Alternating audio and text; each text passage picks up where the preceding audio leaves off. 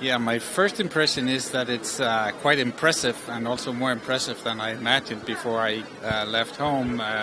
I thought that it would have been a more academically oriented conference, but it turns out to be a vibrant forum with academics, politicians, bureaucrats, the whole thing, and it's really impressive, and I enjoyed the experience. So my presentation was probably more focused on politics than the economics of taxation, because I think that before you can change a policy system or a tax policy system, it's important that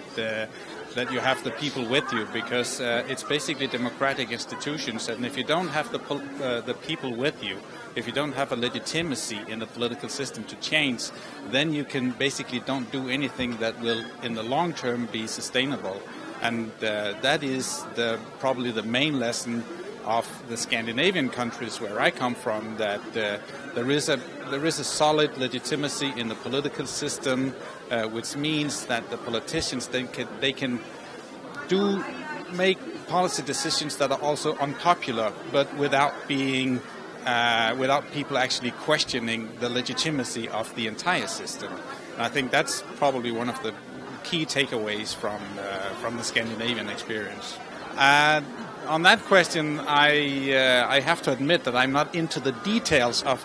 the Brazilian tax system, but I think it starts with looking at the capacity of the political system to change and perhaps fight corruption, and then try to ensure that the political decision-making process actually is supported by the people, and